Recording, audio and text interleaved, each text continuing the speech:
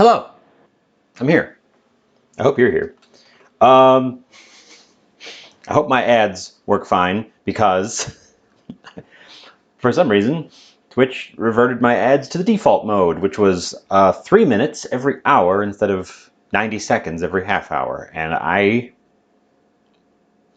don't want 3-minute blocks where everything disappears. That would be weird. So I went and reset it, but we'd already started, so we'll see what happens. We'll see what happens. I don't know why that got reset. Twitch has been real twitchy this week. I've been going into streams and getting no sound and having to manually change the resolution settings to get the sound to play. And then I can set it to whatever I want. And the sound continues. And there does not seem to be a way to report this issue. Doesn't look like they even think that audio is a problem. So if you're having audio problems, if you can't hear me right now, try that. Anyways, on to the actual project. I don't know if you've noticed. It's October. It's spooky month, but also it's pumpkin spice season. And I'm going to dive right in on pumpkin spice. I'm actually a huge fan of pumpkin spice. The spices, the spice blend itself. I think putting it in sweet things is a terrible idea. It can work in some sweet things. It works in pumpkin pie, but overall, I don't think it's a good sweet spice blend. It is, however, a very good savory spice blend. And I've done some experiments with it before. Today's experiment is not going to be wildly far out of the box to my palate, but maybe to yours, because I'm going to be making a savory pumpkin spiced ramen. I got this adorable little pumpkin. This isn't a carving pumpkin. This is an actual eating pumpkin. This is a pie pumpkin. So there will actually be pumpkin in my pumpkin spice ramen. But again, pumpkin is not an inherently sweet thing either. It's kind of starchy and not sweet on its own. Pop over here. I've got other things handy. We're going to put some tofu in it. We've got the pumpkin. This is what pumpkin spice is over here. It's cloves, allspice, ginger. I've got some powdered ginger and some whole ginger, because they'll be used in slightly different ways.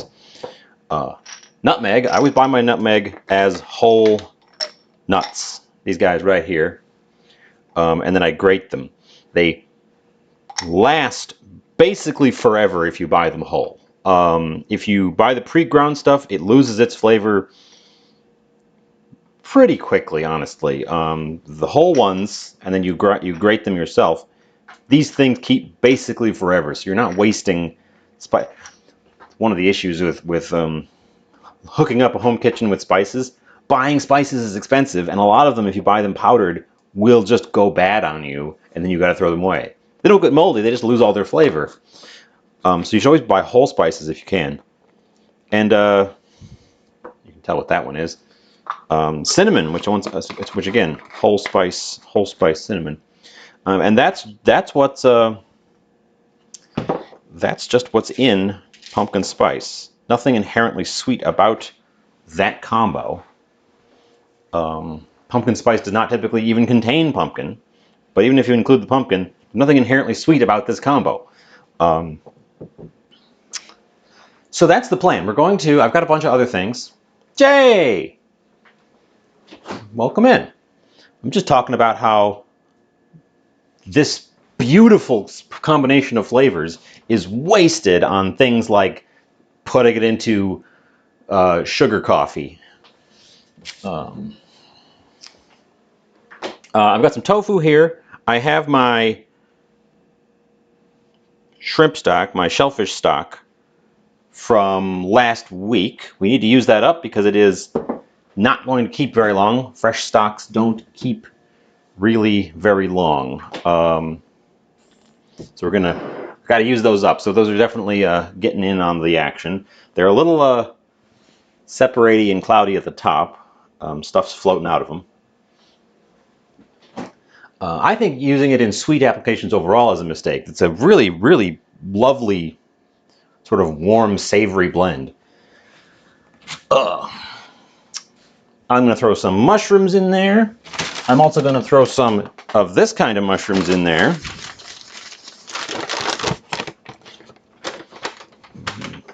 Pull out a nice big one. Fresh homegrown shiitake mushroom. You could use this one. Probably use that one.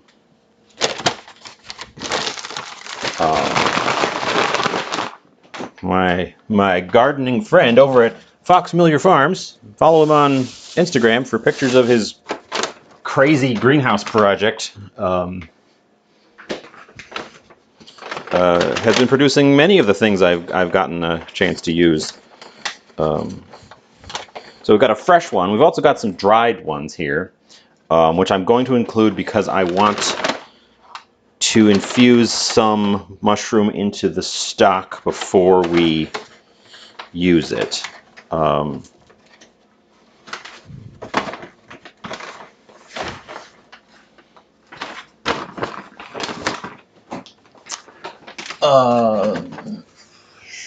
don't have... I can get enoki locally sometimes, but it's pretty pricey. And it's usually not very good. So I didn't go for that. We're going to go for just some mushrooms. We're kind of going for a vegetarian thing, except for the fact that I'm using my shrimp shell stock that's obviously made out of mostly shrimp shells. Isosceles! Hello, hello. We need to get the oven preheating. Make sure there's nothing in there. And Bookwoman! Yeah, I got one of the mushrooms right here. Bam. Everyone's showing up. Everyone's piling in. So we're going to roast the little baby pumpkin here because there's going to be like pieces of it. I'm kind of treating this in place of like the slices of meat that would be in your ramen, even though that's also what the mushrooms and tofu are. There's going to be a bunch of, a bunch of stuff on top of your ramen. Pumpkin's going to be one of the stuff that's on top of our ramen.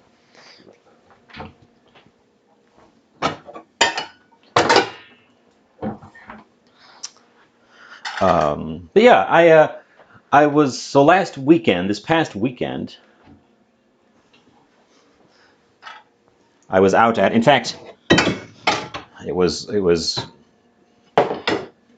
a a bachelor party for the very same Fox Familiar Farms, who has been supplying us with these veggies.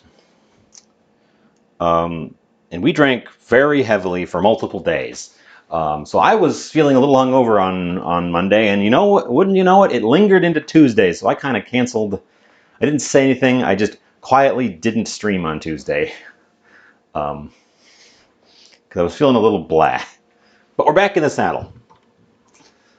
I'm just getting stuff. We're going to end up using packaged ramen noodles.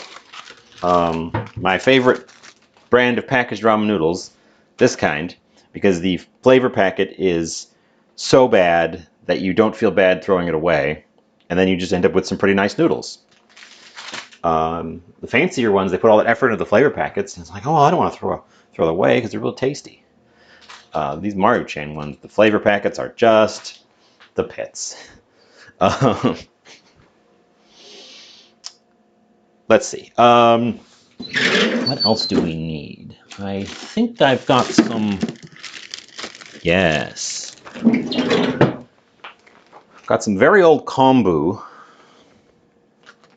but it should still work. Take a piece of that out. So we're going to infuse more flavors into the stock instead of concentrating it, because it's a pretty mild flavor on its base. So instead of concentrating it, we're going to add to it. And I'm going to measure it out using a cup here. It smells much rich. It smells so rich, but then the flavor is really mild.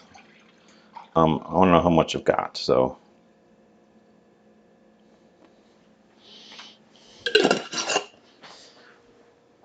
Expect me to use this stuff until we run out, because it won't. Homemade stocks are delicious, but they don't keep super well. And the last time I tried to preserve homemade stock, I did so successfully, but I had to concentrate it and freeze it, which we've discussed before how over full my freezer is.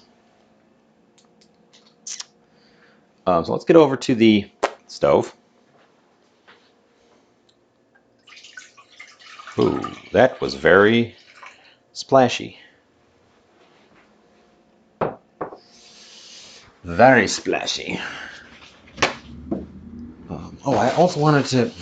I don't have any eggs prepared to throw a ramen egg in, so I'd have to make one now, which I could do, but it wouldn't be a marinated egg. It would just kind of be a naked, soft-boiled egg.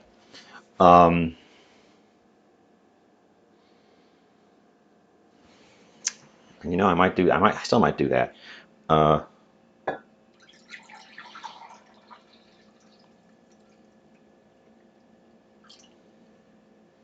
Okay, we're gonna put in 3 cups of our stock. The pot I selected is probably a little bit too big for that, but we're gonna put in 3 cups of our stock, which is around half of what I produced. It's a little bit more than half of what I produced. We'll save that remainder. The pot's a little bit too big for this, but we're going to need it. We're going to toss in our kombu. We're going to toss in our, which sank. We're going to toss in our shiitakes, which won't sink. Make sure to get them a little bit waterlogged. And I'm tempted to put an egg right in there and simmer it with the stock rather than getting out a separate dish. Is that a bad idea? Is that a bad idea?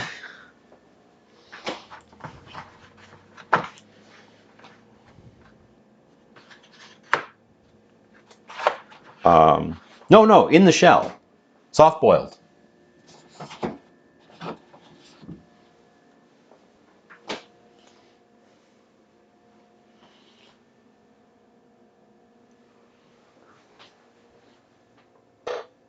The egg's probably too tall for that. It kind of sticks halfway out the thing.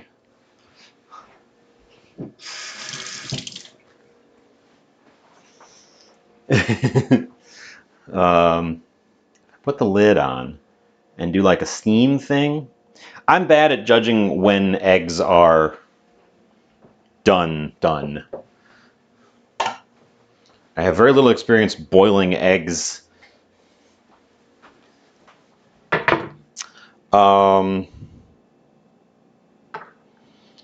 We need some ginger.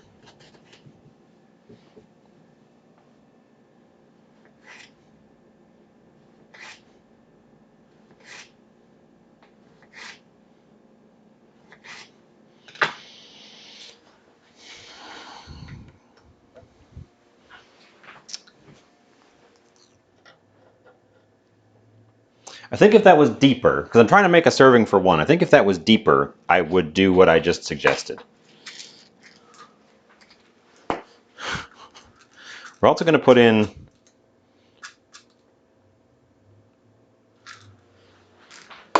just a little bit of some of our spices here. Oops. Well, a little bit more than I shot for cloves. Ginger, allspice, a little bit of cinnamon,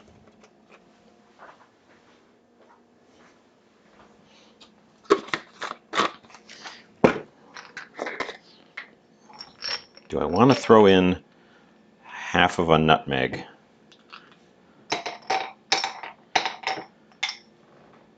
Kinda.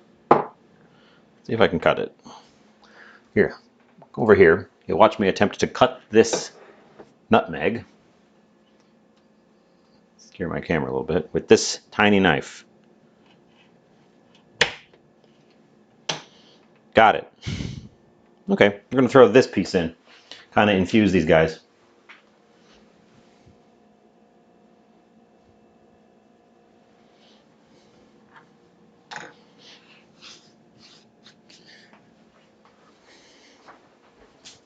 Okay. Yeah, and that's all of our pumpkin spice seasonings in there as well.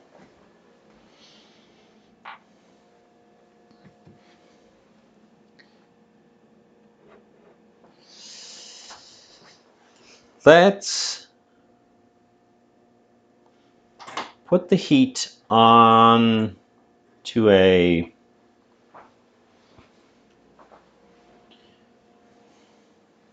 boily boil. Let's get a lid ready. We're gonna have to pay attention to this.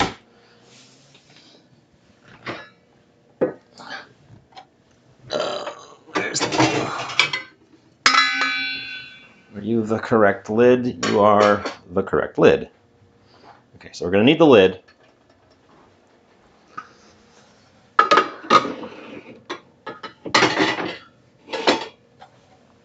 See, what put me on to using pumpkin spice in this way as opposed to the traditional sweet way is, first of all, I've made some lamb dishes that basically this exact spice blend goes on. And they're great. It's like, what was it called? It was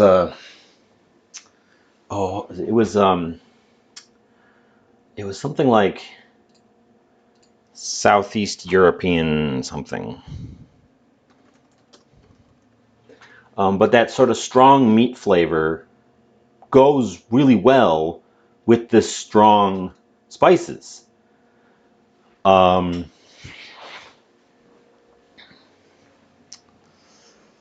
also, the flavor combination in the standard pumpkin spice is so similar to the flavor combination in the standard Chinese five spice. Cinnamon, ginger, nutmeg, and clove are in here. The only difference is it's got anise instead of allspice. And the Chinese use the five spice mostly in savory things, in my experience. Of course, I'm not super versed in Chinese cuisine, but so it's like it makes sense that you combine, like the logic makes sense, and I've done it multiple times to great effect. You're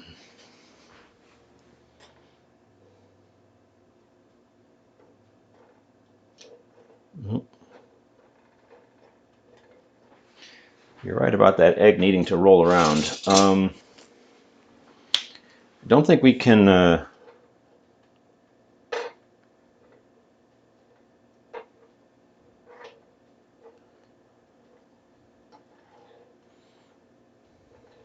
It's like it's not even cold, but I'm afraid it's going to cook at the part where it's touching the bottom of the pot.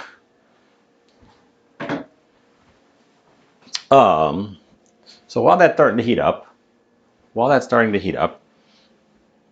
I've got my block of tofu here. I'm not going to use the whole block of tofu, so I'm going to have other tofu recipes, but we do want some of it. So we're going to take a few slices of tofu.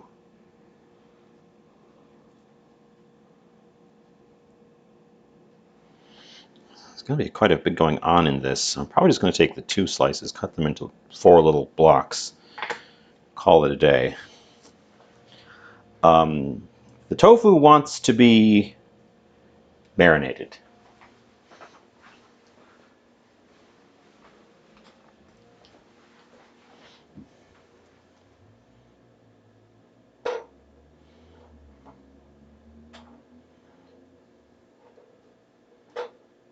This egg might be a complete failure. The tofu wants to be marinated, and I'm going to oblige it that. Nothing special about the tofu. It's just extra firm tofu. I got it out a little bit ahead so it could dry.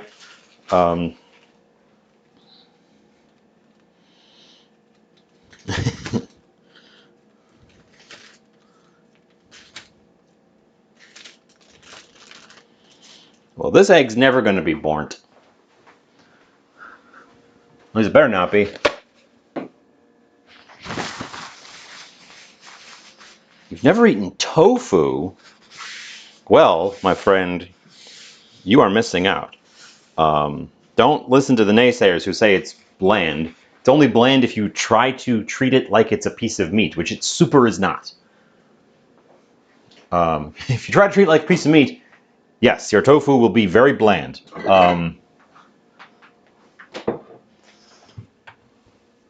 But it was never meant to be that. It's its own thing. It has its own flavor. It does have its own flavor, but it's a very mild flavor. It absorbs other flavors really, really well, but it doesn't completely disappear. You always know it's tofu, which is part of the problem when people try to treat it like something else. They never completely get rid of the tofu, and they're like, ugh, it doesn't taste like whatever thing they wanted it to taste like.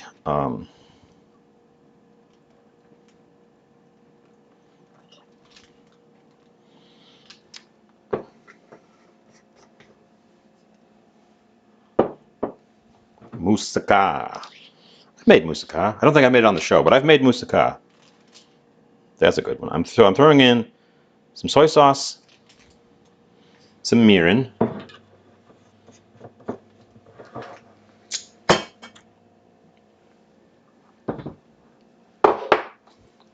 and a share of all of our spices, but not a ton of any of them.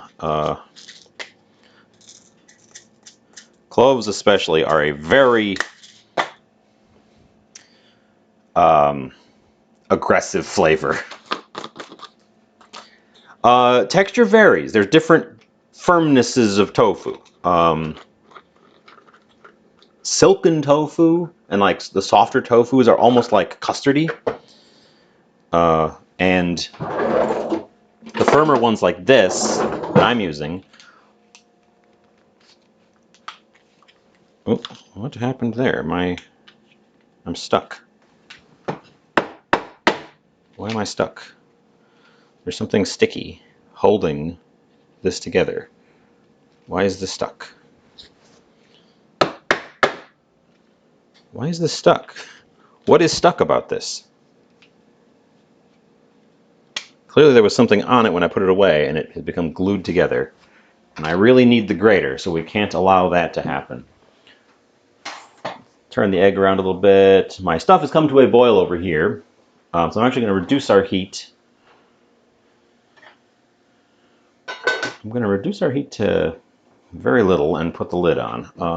I got to figure out how to get this thing out of here because it's stuck and I don't know why. I have a paper clip handy.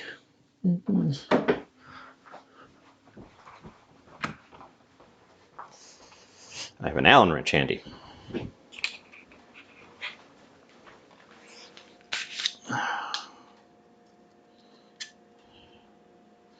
There must have been something on the edge of it when I put it away last. So we'll put the whole thing over here for future washing. I just needed to leverage. I just couldn't get a hold of it.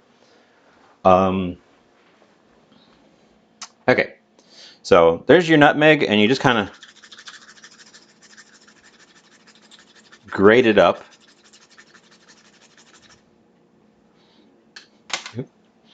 And same thing with your cinnamon. Cinnamon is hard to grate yourself. I will not lie about that. Time your egg.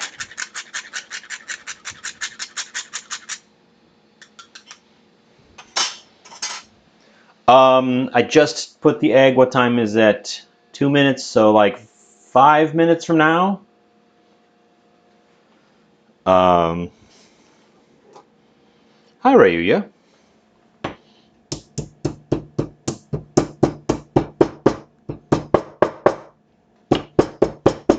What type of ramen am I using? Today we're using prepackaged Maruchan chicken flavor ramen noodle soup, but we're throwing the flavor away.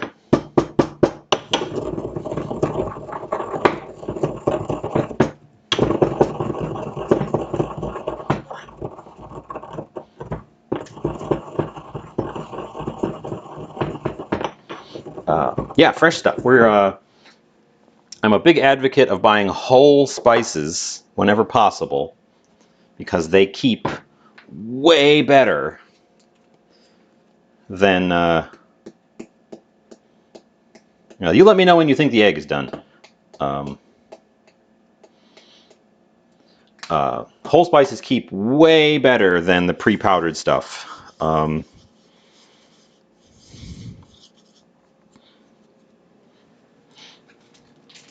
I should have just ground up a big batch of this because I'm going to end up using it in a couple different places.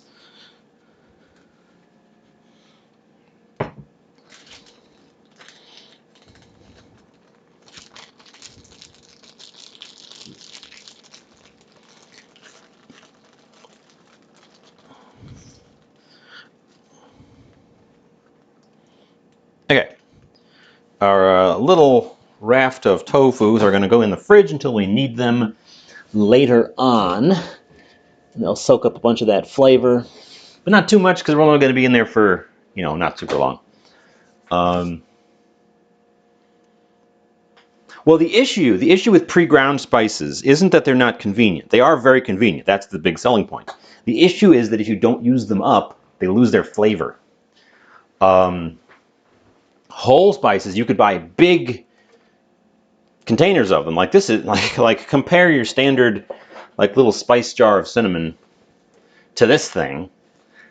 This guy cost me less than one of these, and I've had it for ages because it doesn't ever go off.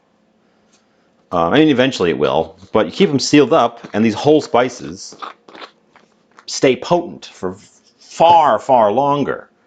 So I've got a lot of random spices here that I don't use very often.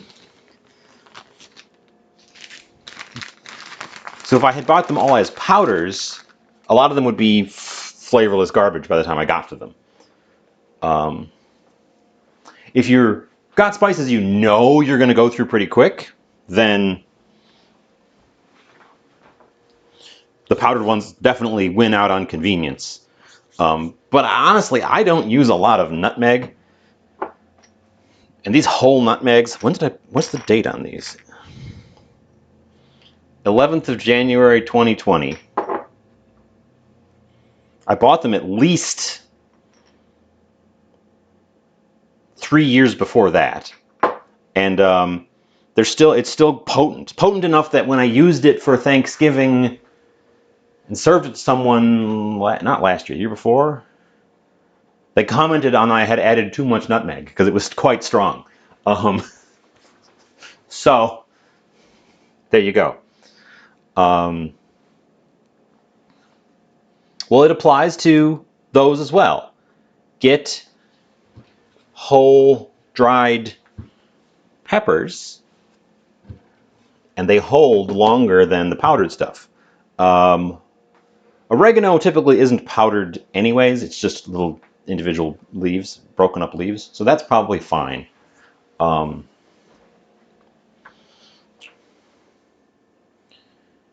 oven's hot. The oven's hot, and I don't have the pumpkin prepared. So that's the next thing I need to do.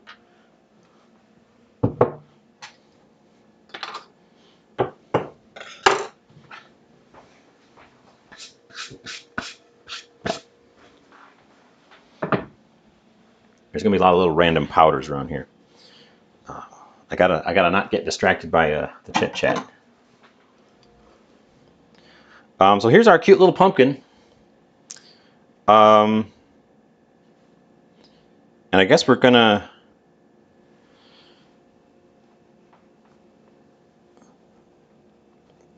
Cute little cut it in half.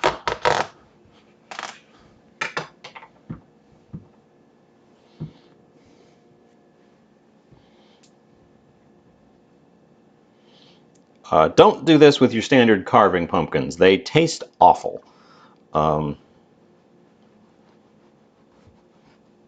This is, in fact, a sugar pie pumpkin. This is the kind of pumpkin they use when they make that pre-made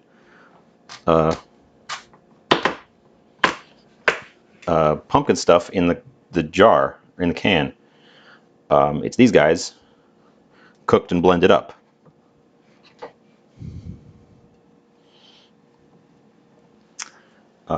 If you can't find these, and normally I can't find these, they just happened to have them when I was looking for squash today. So I went for the actual sugar pie pumpkin.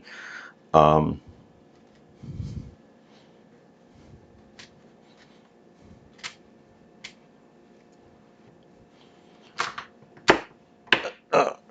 on, there we go. If you can't find these, butternut squash is my go-to. Although, for this application, it might not be the best, because I would like to leave this, because the skin on this kind of pumpkin is edible. The skin on a butternut is not edible. So for this application, I actually want to leave the skin on. There are some other varieties of squash that the skins are edible. They're just a little tough. They're never going to not be a little bit tough.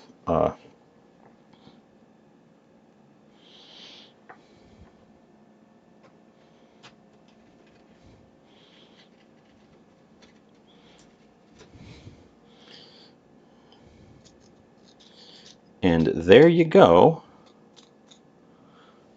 There's going to be these little half moon pieces.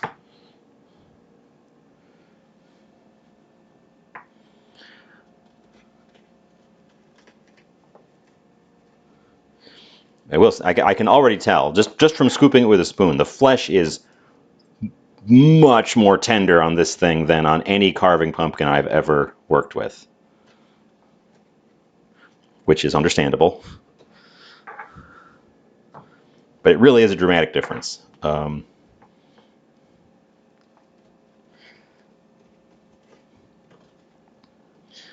suppose I will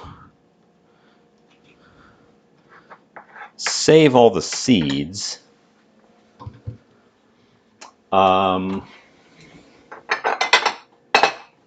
now, they're just going to go in a Tupperware. I'm not planning on doing a roast seeds thing right now, but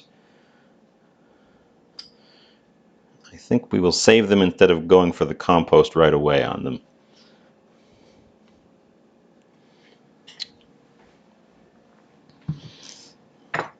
So I want those pieces I wanted to be nice half moons. The rest of it I'm just going to scoop out. I don't need all of this pumpkin for what we're doing today, but now that I've cut it open, I may as well prep the whole thing. It's really easy to get the guts out of these eaten pumpkins. They're much. They fight with you less. So, how's things out in the wide world of the places you people are from? Haven't seen anybody in a week.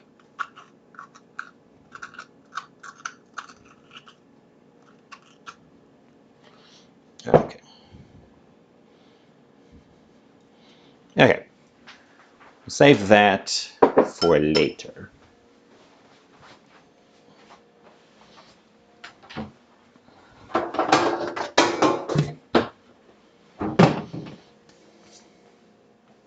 Oil.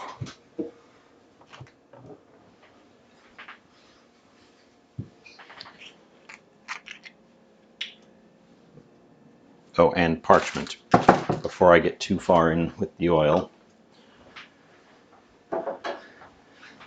Knife away. Tofu block away. Parchment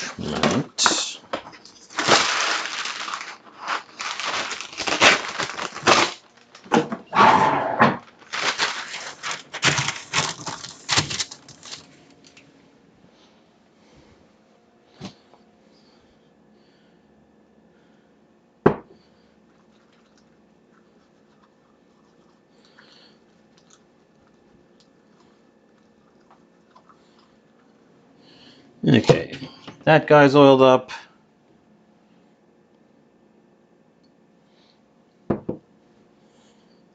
That guy's oiled up.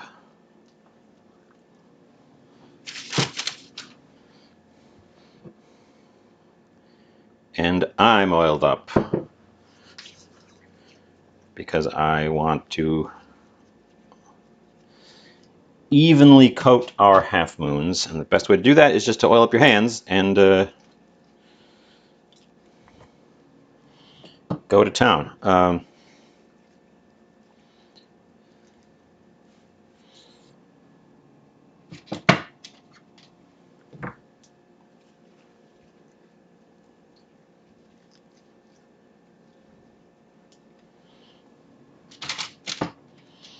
Okay, let me wash my hands real quick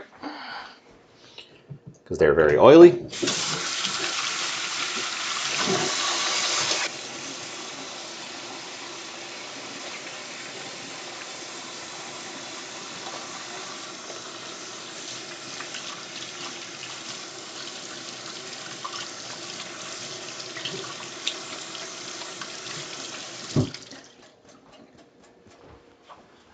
Towel.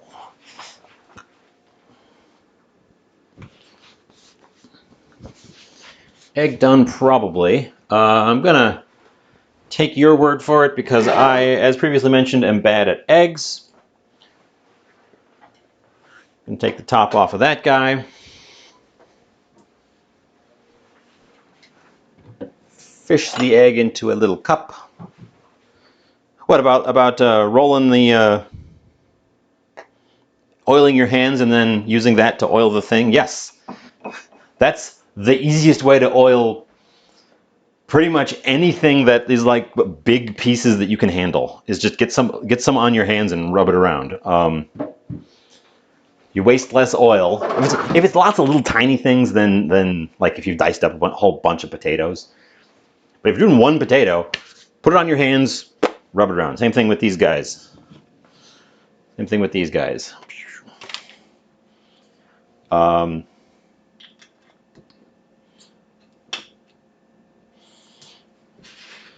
don't be afraid. Don't be afraid to use your hands in cooking. They're except for the fact that they're not sharp and they're not heat stable. They're better than pretty much everything else you've got to work with in the kitchen. Our kombu has bloomed up nicely, but this needs to come back up to a boil because we're not done infusing. The rest of that's got to still keep simmering. While it is doing so, I said I wish I had ground up more of my mix here because I'm going to need it right now on the pumpkin. So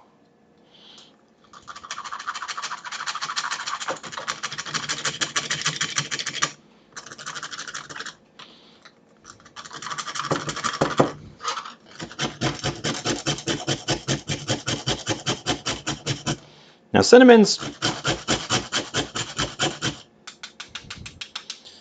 pretty assertive too, so this is not going to be a shy mix I'm putting together here. This is going to be a a big old flavor bomb.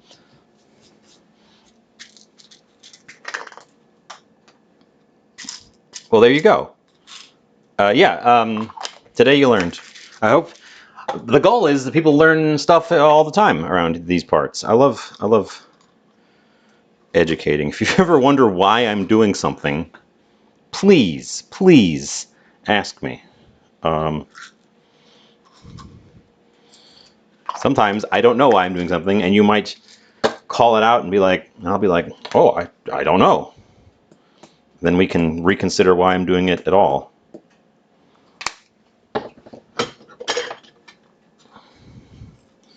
There's going to be some salt in that one.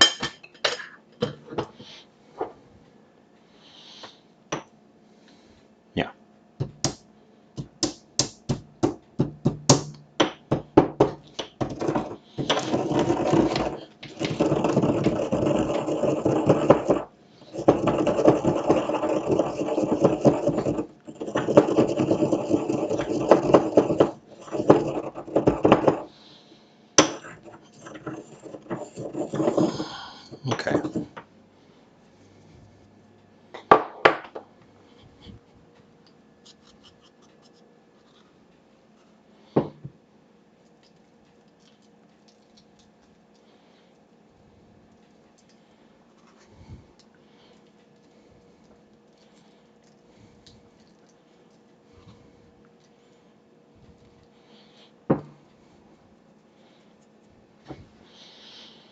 Give everybody a quick flipperoo.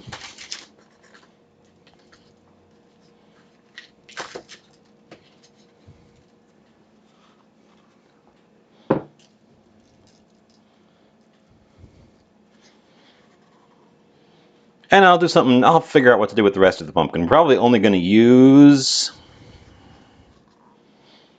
the crescents and maybe that bottom piece.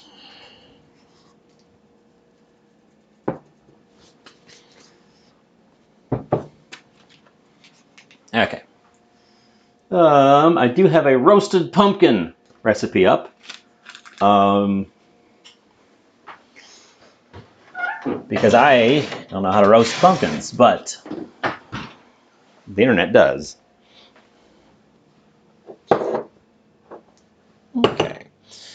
Let's tidy up real quick.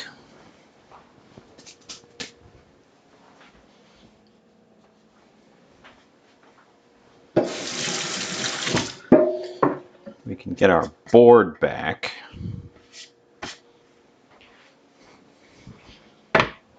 If we pop over to our stove, this is sure something. It's like no tea I've ever tasted. It's I don't know.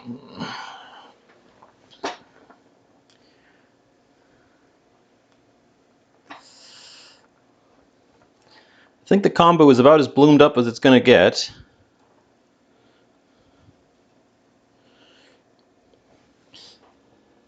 So I'm going to fish it out. Kombu is a type of kelp, I believe. It's a seaweed.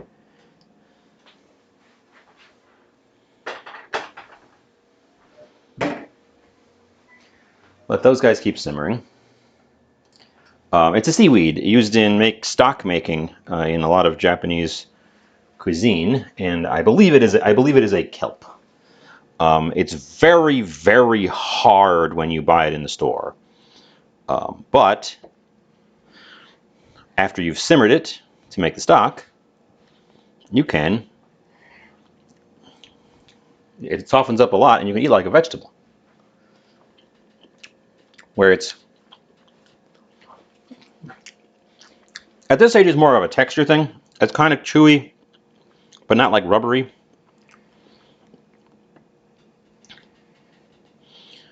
Because it's extracted its flavor into the boiling water back there.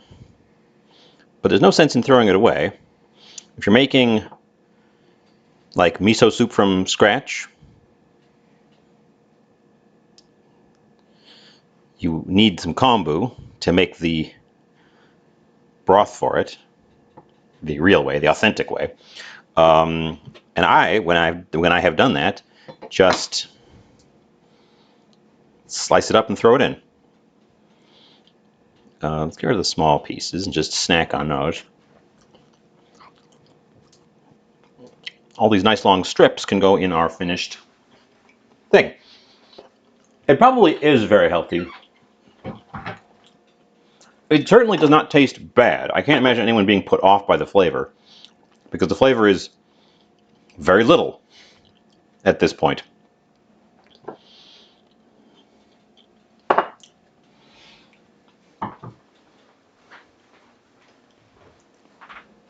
So we can put that in our finished dish. I'm losing a lot of water volume on my stock, but I want to taste it. So let's pop over, see what we've got going on here.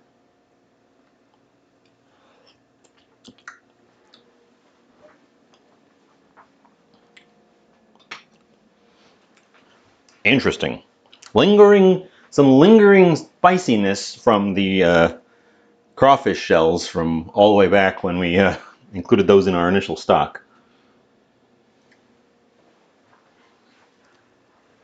I feel like it needs some more water because nothing is. We've cooked off quite a bit of volume at this point. I'm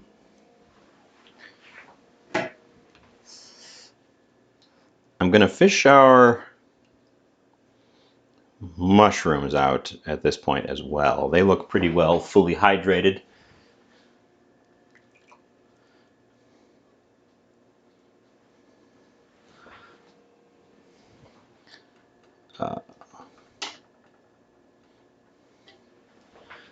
They don't do much once after they're fully hydrated. You should be bubbling still. Bubble. We're going to strain the rest of that stuff out. The mushrooms in the kombu get saved because you can use them. The rest of that stuff, not so nice in its post-boiling state.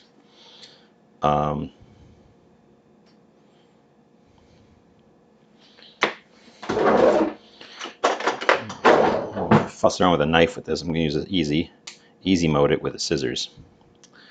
The stems on shiitake mushrooms are a little woody a lot of the time.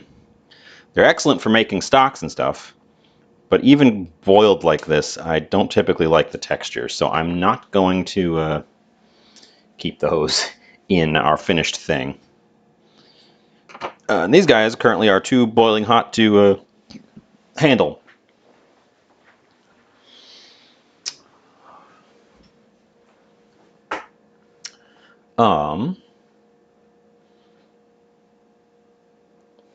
Tofu, 3 kinds of mushrooms, my broth infusion, which is more of a tea at this point, really. I think all my ingredients are coming together. I need to start making bits and pieces. We need to strain out. Oh, I should have done that in the pot with a spout on it, so I could just strain out the bits and pieces.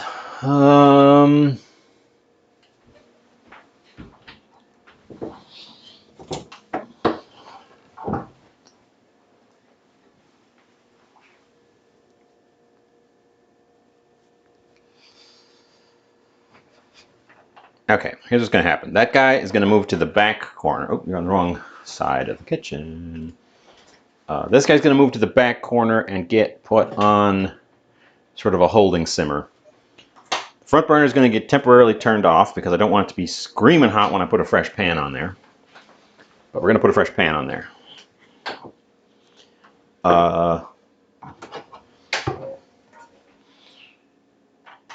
Big flat guy. I'm going for the non-stick because I think the tofu will try to stick. If I wasn't using the tofu, I would stick with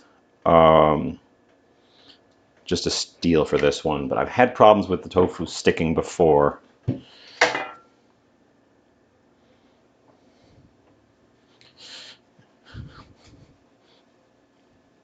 Although I've also had experience with it on a steel pan, treating it like meat, where it sticks initially and then it releases once the proteins harden up. So I've had it go both ways.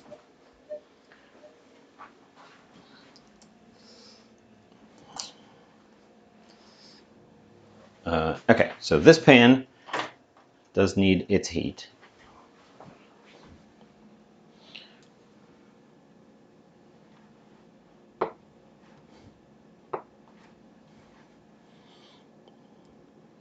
We're going to slice up our little boiled shiitakes.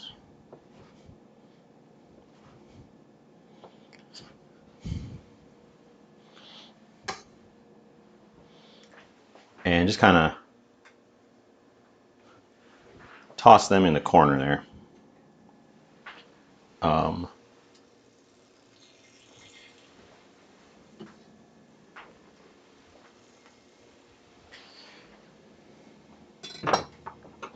More interesting, we're going to take our big shiitake, trim the stem on that one as well.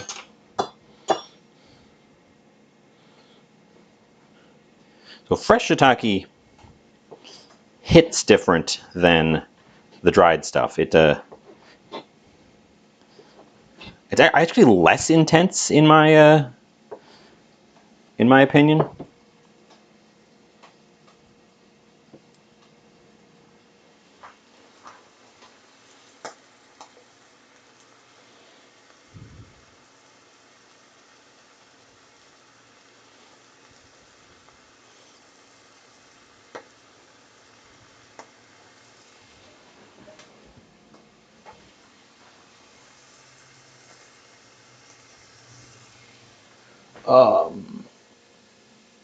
Yeah, stainless steel can do pretty much everything.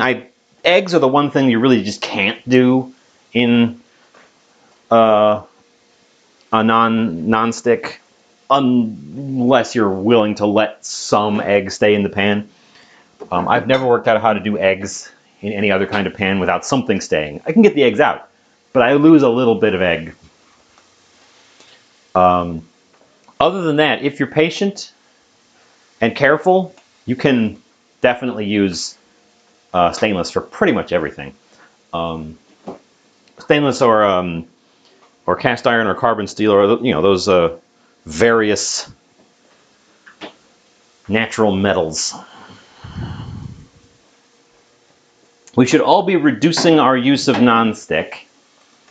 So this pot is non-stick, but I didn't purchase it; I was given it. We should all be reducing our non-stick usage overall because it's bad for the environment. Surprise, surprise! It's bad for the environment. Well, it's much too late to put the egg in cold water now. I can put it in cold water now.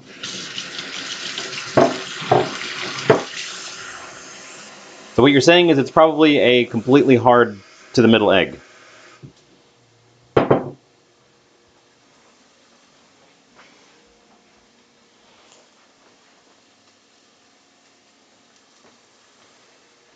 Oh well.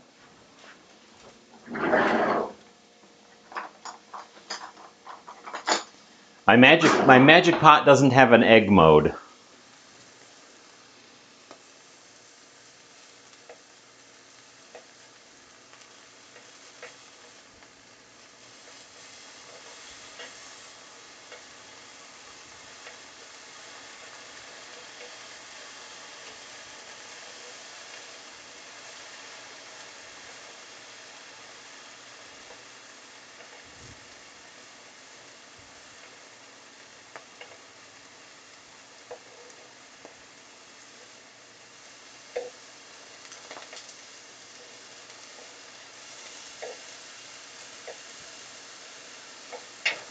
Those guys just kind of push around.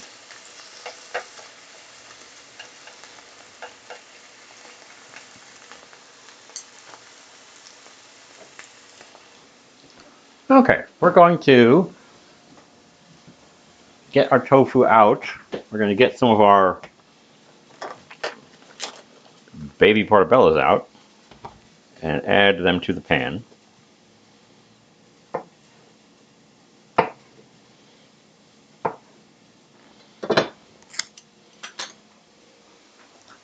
If you're not already aware, button mushrooms and portobello mushrooms are the same mushrooms.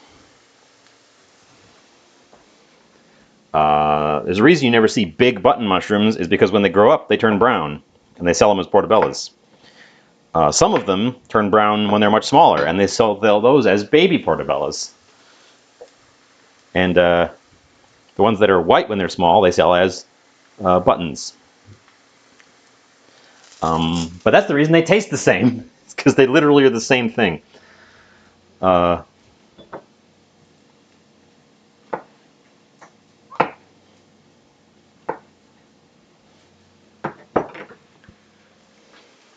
that has been a fun fact.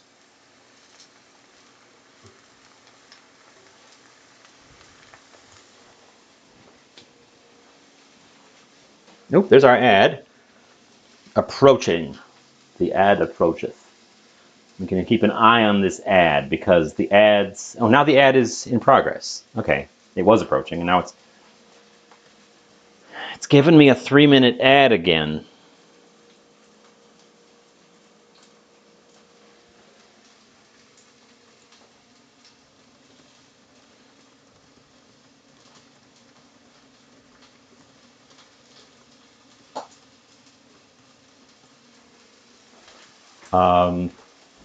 I think Twitch is screwing with my ad plays because I did not want a 3-minute ad. A 3-minute ad is too long.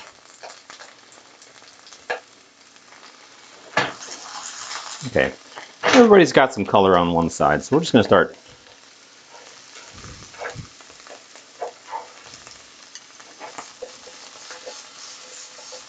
More of a general tossy toss. That stuff is still boiling too hard.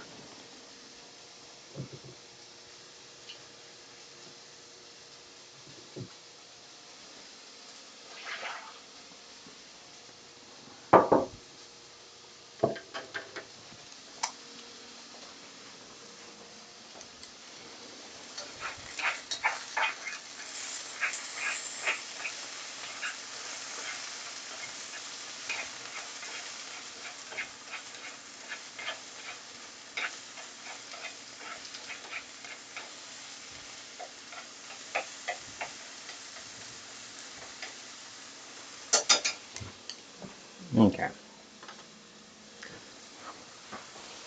Let's get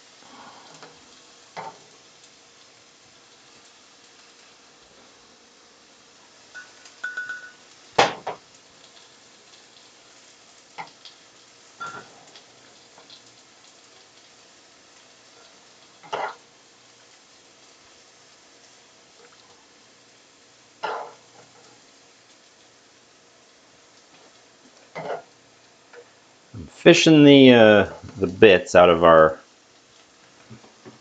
broth. I've added some more water to it because I keep boiling it off, and I didn't want to. We also don't want rogue bits when we're done.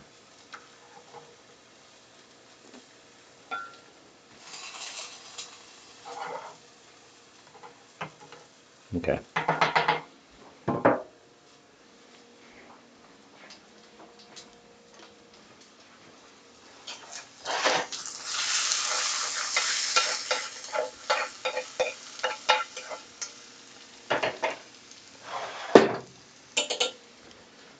Okay. Mushrooms are mostly done.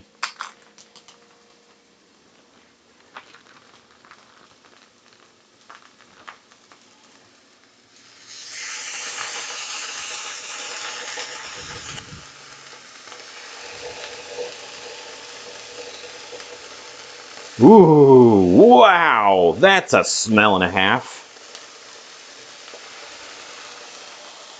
Wow.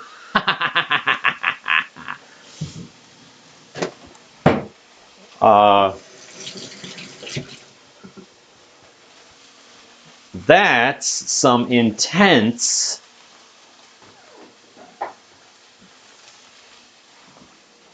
It smells like pumpkin pie, honestly. Just slap those guys on the hot griddle like that, and it just smelled like pumpkin pie.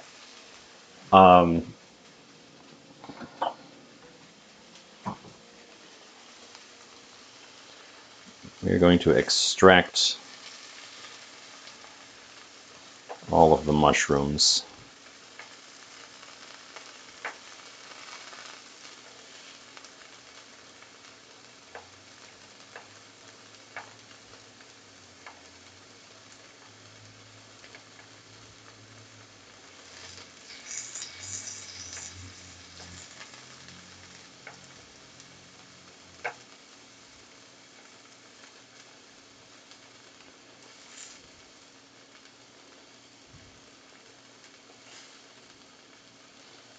Awkwardly extract mushrooms with. I guess no one saw an ad because no one responded. Which is weird. Which has been weird. Which has been really weird to me this week, and I don't like it. I'm not here for it. I think the mushrooms soaked up a tad too much of the oil in the pan, so I'm going to just give it a tiny dash.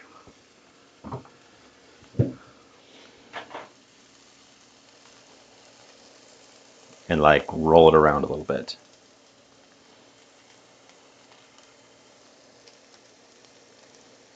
The tofu is clearly sticking because it's sitting on the side of the pan when I hold it upright like that. But that should be fine. It should release after a bit.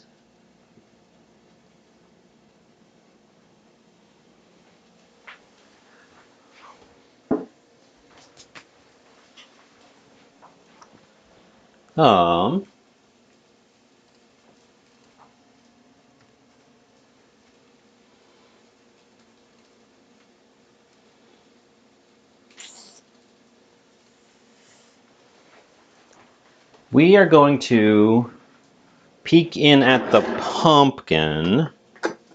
Where's my pointy knife? We're going to peek at the pumpkin while these tofus are getting rolling.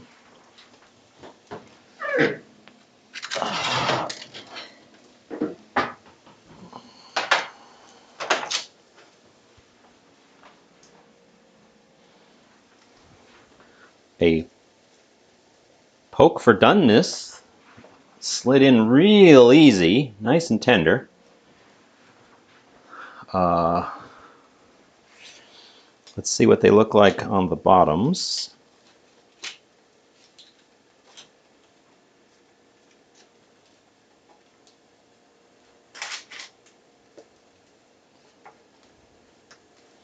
Now they're not going to caramelize dramatically because I didn't add any sugar.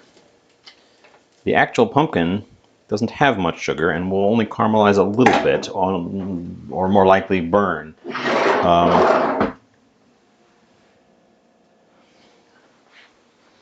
So we're going to put them back in to color a little bit on the other side, but they're honestly looking pretty good. Tell you what, while I've got it out, and because I do want a little bit of color on the surface, I am going to sugar them a little bit. I've got, throwing yet another weird thing in here. I've got maple sugar that I'm going to add to the tops of these. I bought maple sugar. What did I buy the maple sugar for? It was something for the channel. It was a project I did here, and I wanted maple sugar, and I only used a little bit of it, and then I never bought any more. It's been sitting here in this jar since then.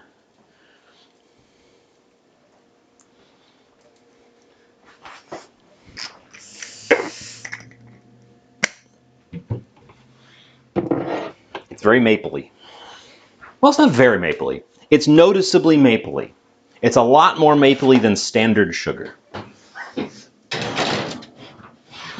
I wouldn't say it's like wildly mapley.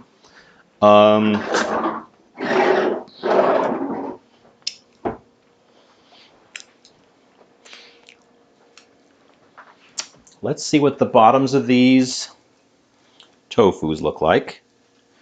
Please release.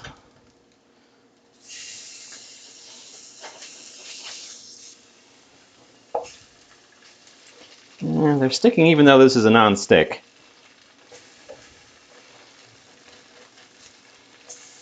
They look pretty good to me though. Nice and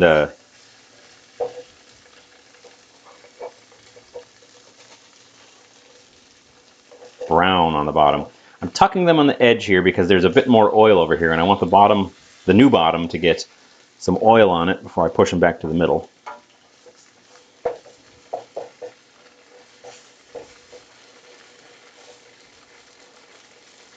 Okay, those are pretty good. They were always going to look a little bit weird on account of the spice blend I put on them. The spices are going to darken a lot faster than everything else.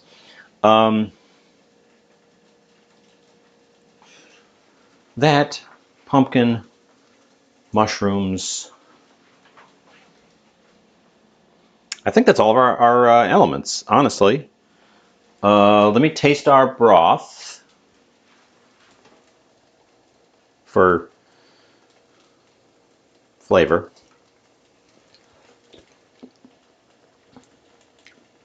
Such a strange thing.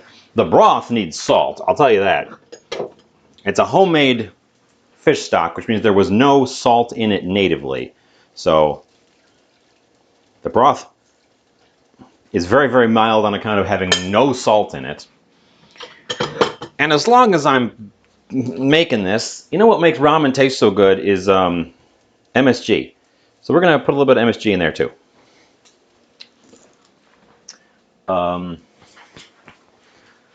Don't be fooled. Packaged ramen tastes good because they put MSG in it. When it says no MSG, they're probably backdooring MSG into it because it tastes good.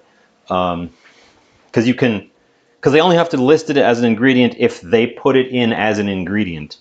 But it forms naturally from certain combinations of other ingredients. We've talked about that before.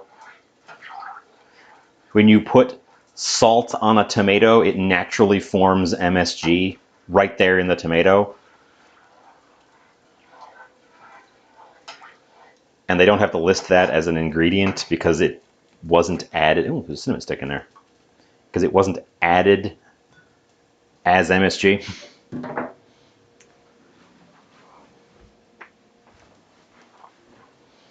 Taste. It's going to be a little bit saltier. Much more flavor. Much more flavor. We want that to come back up to a boil. We're going to roast the pumpkins until I need them, just so that the sugar has the most chance to caramelize on the top. They're ready to eat whenever. They're ready to pull out and use whenever.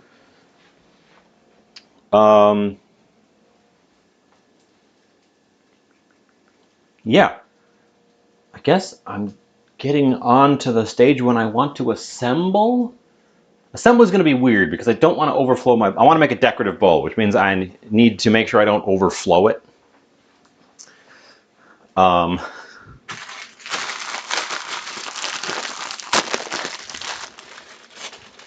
I'm going to cook my noodles right in my broth. Over. Yeah. I judge myself for using prepackaged instant ramen noodles as well, but darn, it's really hard to beat the consistency and ease of instant dried ramen noodles.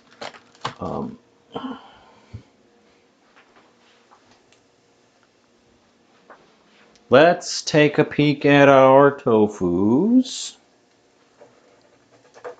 They're not sticking. And they look pretty good on the other side, so I'm going to pull them before they burn. Would not do to have them burn.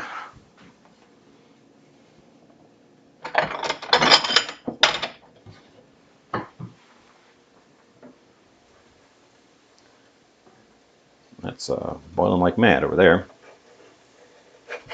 Okay.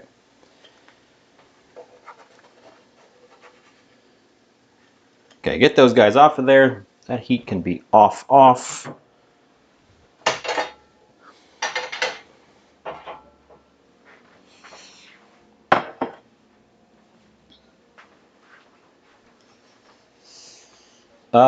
Yeah. Things are coming together. Things are coming together.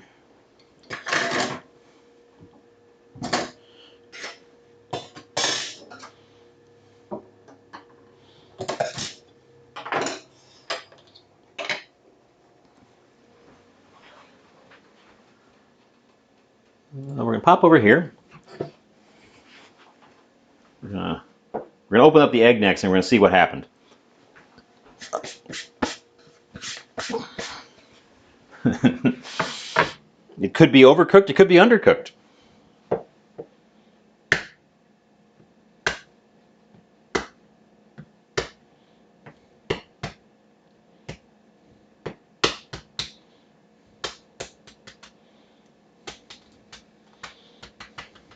My favorite is going to be a combination of the two, when we have parts of it that are overcooked and parts of it that are still runny. That's going to be hilarious.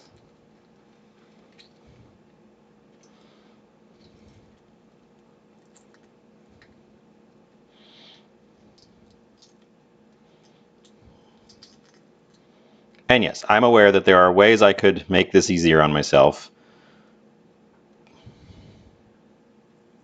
with the peeling.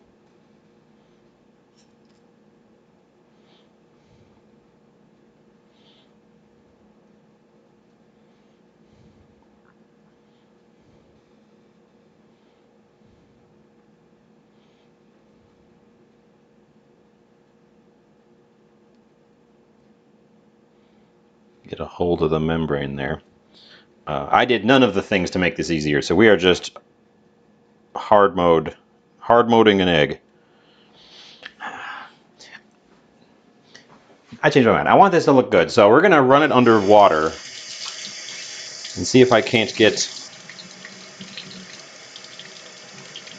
it to let go without tearing.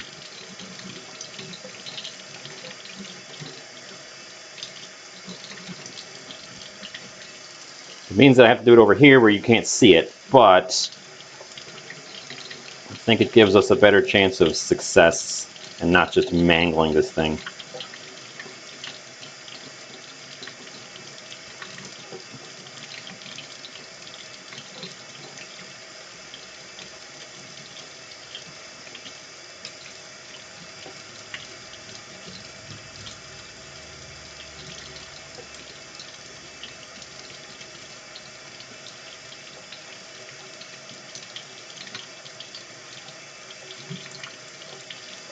Damn! Glad I did that, because it did, in fact, all come out in one nice egg. Egg! It's an egg. No, I did not put vinegar in the water because I boiled it in our ramen stock, in our broth. And I didn't want a vinegar flavor in there. If it had been boiled in its own separate dish, then we could have done that. But I didn't do that because I'm a wild free agent. Rolling it under cold water while peeling it helped. If you've never done that, the water gets underneath. Once you get it started, the water gets underneath the membrane and helps it let go a little bit. We're going to find out how cooked it is. It's probably way over. At least it's cooked evenly. The biggest concern was that half of it would be done and half of it would be not done. Okay, so it's just a hard-boiled egg. We don't even have a green layer. It's actually a perfectly cooked, hard-cooked egg, which is fine. We don't have a jammy interior, but at least it's not hideously overcooked. So we'll hang on to that. This is going to be the bowl I serve my ramen in because I don't have a bigger appropriately shaped bowl. Unless I go for one of my steel bowls or one of my glass mixing bowls. And I feel like a steel bowl is tacky and a mixing bowl, because they're transparent, wouldn't look good.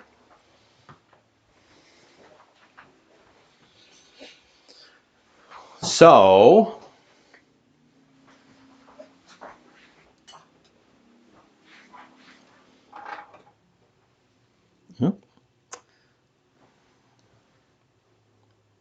Still retrieving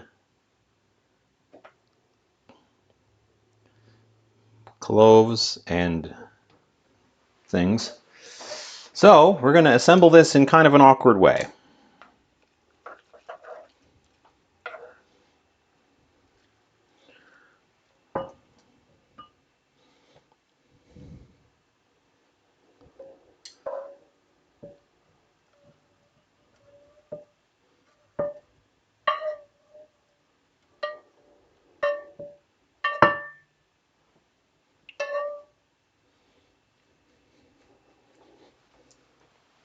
Okay, noodles first.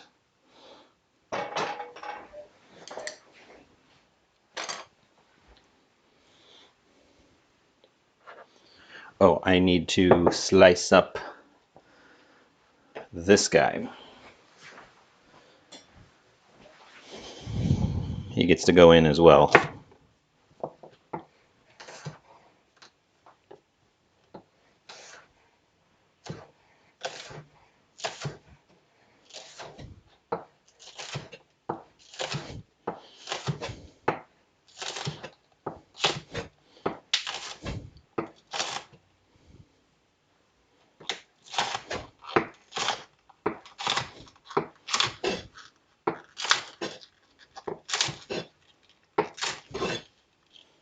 Oh, if I'm at this stage, I definitely need to get the pumpkin out of the oven.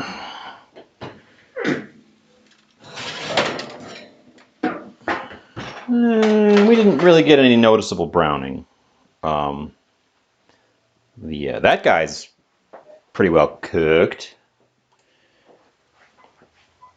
This one, the big guy, is bubbling out the bottom.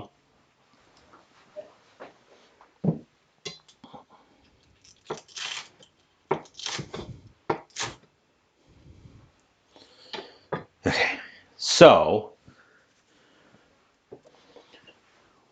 slightly awkward assembly.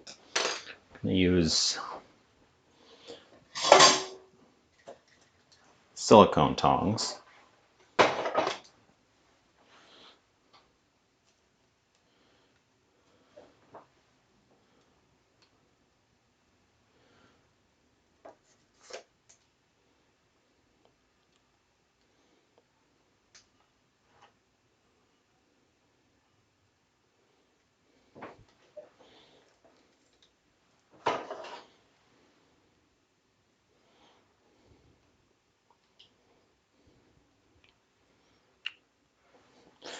Now you know what? You know what? They need to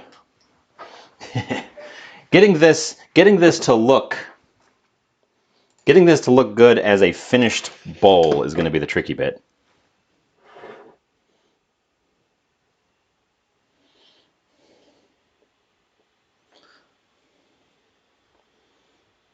These guys actually still have a good amount of their sturdy shape to them, but they're long, so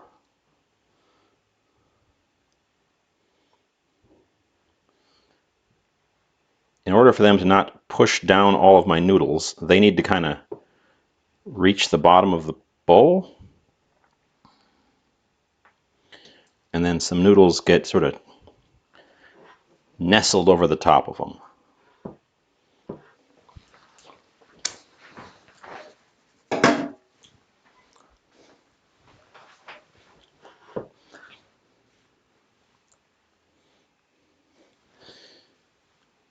And I'm only putting 3 in. I'm going to eat the other one separately. I just think it's going to crowd the bowl a little bit.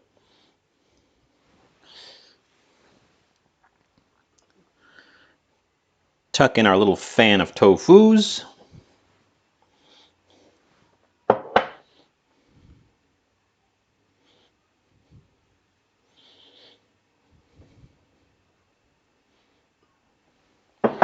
Add those guys, add these guys. Our mushroom medley.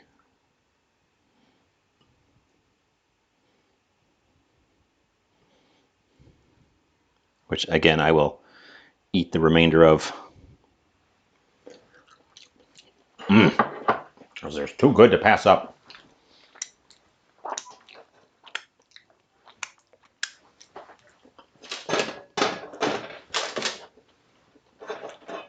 Okay.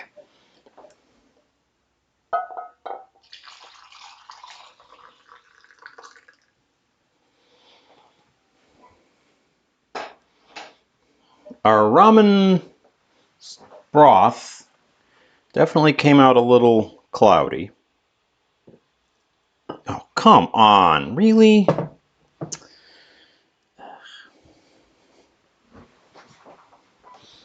One lone little allspice berry prevents me from having a clean pour.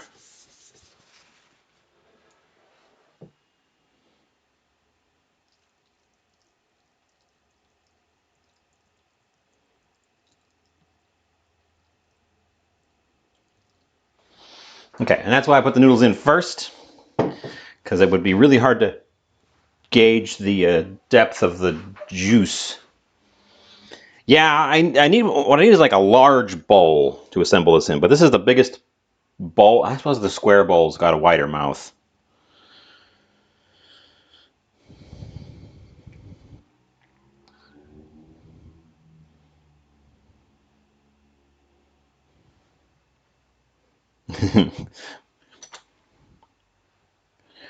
I'm going to leave half the egg out. Garnish with this enormous green onion. The green onions were huge today. And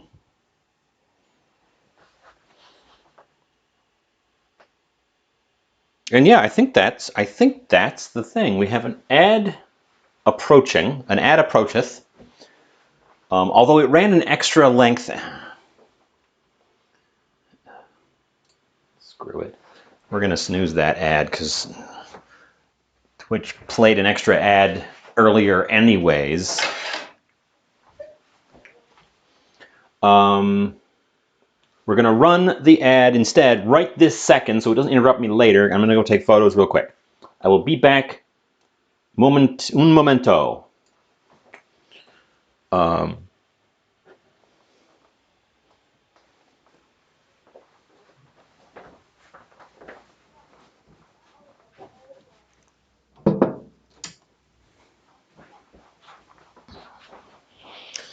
We're going to put some decorative chopsticks. The red ones. They'll make the plate look nicer.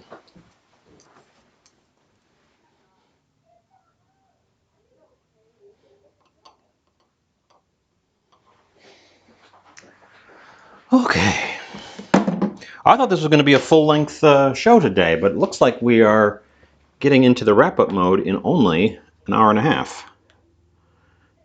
I consider full length to be a 2-hour stint.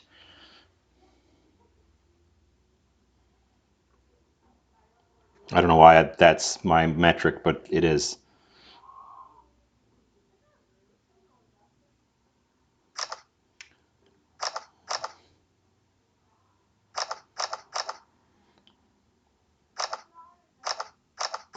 Although, there's a lot of things to taste this time around because there's all these various bits and pieces. So, the tasting is going to take a little bit more time. Oh, and 13 seconds on our ad. So, good timing there.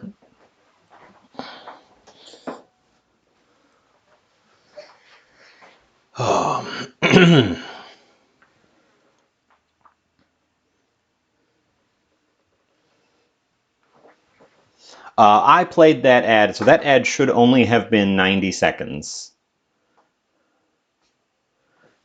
I asked earlier because when I fired it up, before anyone was here watching, the first ad that played was a 3-minute ad, and that's not how I have my settings. Minute 20. So you got the 90-second ad, it just didn't quite, it couldn't find a 10-seconder to fill the last 10. When I got here, the first ad that played was a 3-minute ad with an hour break, which was not how I had things set. And I went and checked on my settings, and it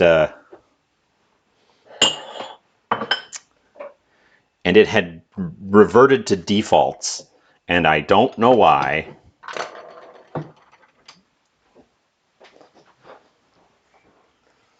We're just gonna get things out of the way here. And it had reverted me to defaults, and then the reason I asked you guys to keep track the one previous time was because on my end, even though I had changed the setting to the shorter ads, it was telling me that it was playing another 3-minute ad, and that was not what I had literally instructed it to do moments before. So I was a little bit unhappy about that.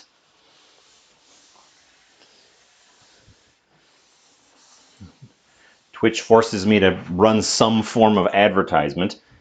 They can at least let me schedule it out. But we are all back. We have lots of time to work with, and let's give this thing a tasteroo and see what we're working with. What should I taste first? Gosh. So I've already tasted the boiled kombu, and the boiled kombu has no flavor. It's just here for texture. It's slightly chewy, slightly briny. It's like fruit leather. That's the texture. It's like the texture of fruit leather.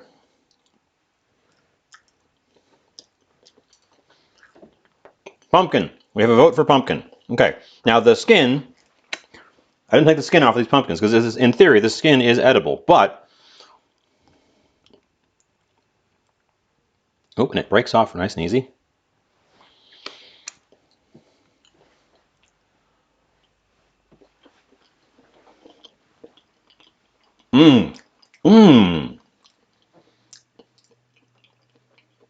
Oh, that's actually really good.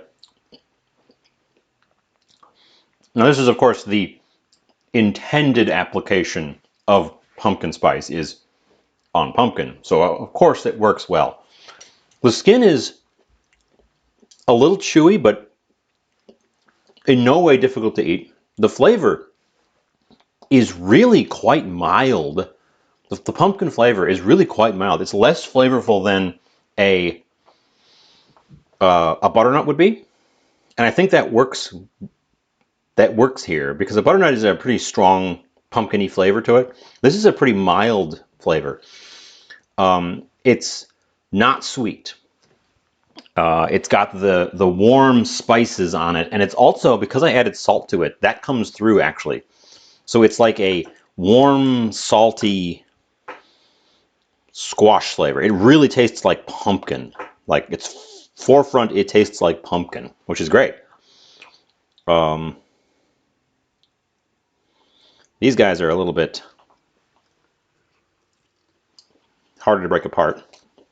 Now that fried tofu is my favorite way to do tofu. This sort of just light marinade, fry it flat in a pan. You get this chewy, bordering on crispy surface, soft, like the consistency of like scrambled egg on the inside. And it takes on the flavors of whatever you put in there. And it's, even though it's the same spice blend that was on the pumpkin, it's quite different. In this case, the char on the surface comes through.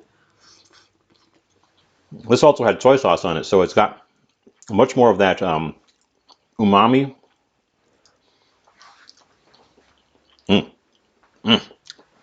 So far, 2 winners. Egg's going to taste like egg. Our mushroom medley, I'm actually going to grab all 3 pieces. So that's a fresh shiitake, a dried shiitake, and a button.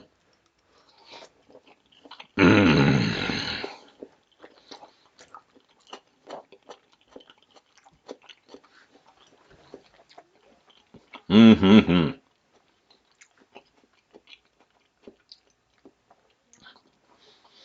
Now, I didn't do anything special to those mushrooms. They were all just naked in that pan, and they taste like mushrooms, and that is great. We did not need any extra salt. We did not need any extra anything. There's plenty going on here that the mushrooms did not need help. Having them be just a nice, clean, mushroomy flavor, I think complements the rest of what's going on here great. These green onions are kind of tasteless, but they have a good, like, fresh crunch to them. And finally, our brothy noodles at the bottom. Eggs gonna taste like egg.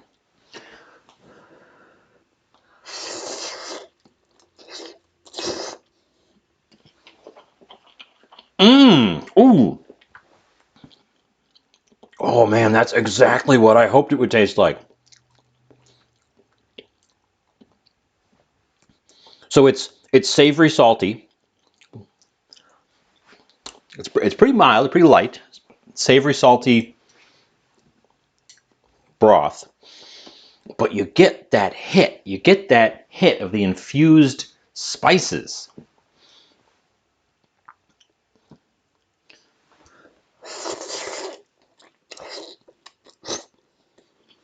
Look at the top of my head for a little bit there. Oh, my poor top of my head. Mmm.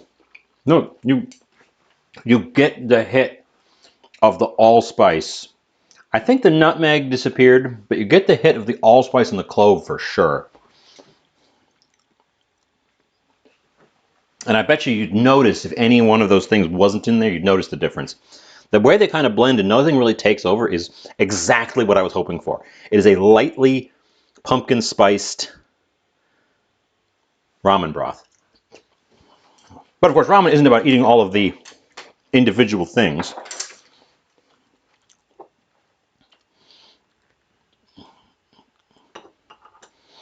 For a ramen, you eat the whole shebang. You get little different bites of it as you rove around the plate. So let's make a perfect bite.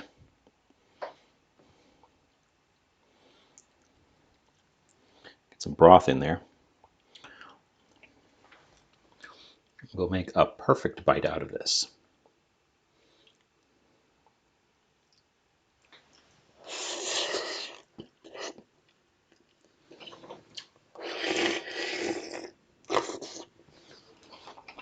Mm.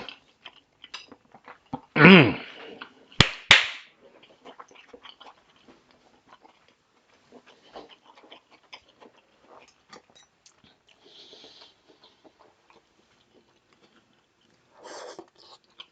A piece of that pumpkin there. Mm.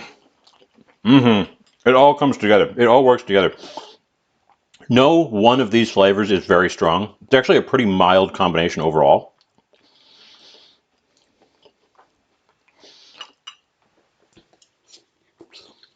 Tastes a little bit of egg in there too.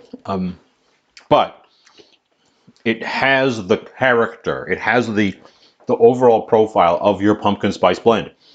It has that kind of warm, autumny, tasty, delicious thing, but in this, frankly, quite light tasting, savory application. And this is what I was talking about at the very beginning. This spice blend of nutmeg, clove, allspice, cinnamon, and ginger, it has such a nice, savory character to it. You know what I'm going to do. You know what I'm going to do. Okay. One last thing I'm going to do to this. Should have done this just before I served it, so it could have been on the picture, but I'm going to do it just for you guys. We're going to take a little bit of fresh nutmeg.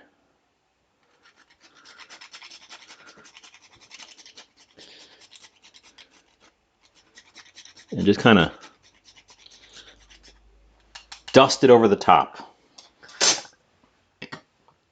And give us one last taster with some fresh nutmeg. See what that does to our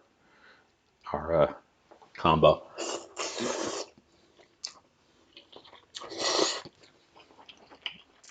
Okay. If I was serving this to people, that's how you finish it. You finish it with a grating of fresh nutmeg right on the top. That just gives you that little bright, sharp zing of a fresh spice right at the end. And nutmeg is probably the least overwhelming of the ones we've got, so it's the one to go for. Cinnamon or clove, fresh at the end like that, all you'd taste is cinnamon and cloves. Nutmeg is a pretty strong flavor, but it's light enough that it doesn't overwhelm when you toss it in something like that. That was a good combo. That was a good combination we had right there. I am impressed and looking forward to polishing this thing off. Oh my goodness, Bookwoman! Subscribe with Prime. Welcome back. Welcome back to the ranks of, I don't have a name for my community, the moons, the moons of Jupiter.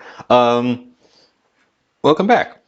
Thank you so much for the subscription. 15 months. That's you know what, that adds up. You know what, that adds up. And that's almost a year. Amazing.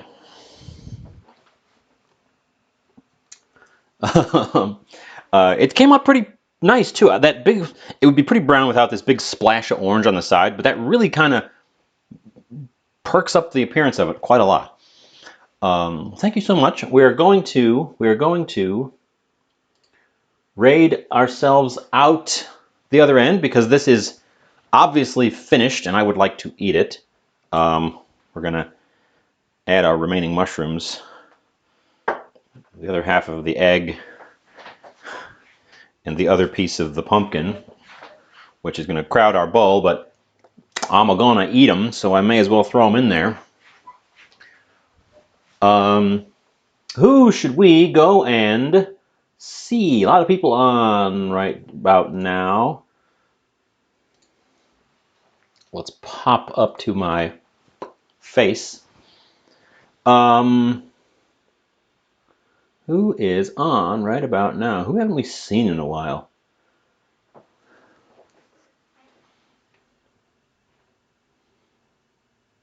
People are playing spooky games, of course, because the spooky season is upon us.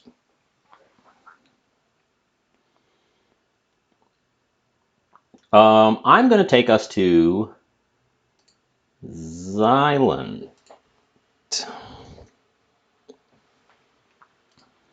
who I know from another channel. We've never raided. He's never raided.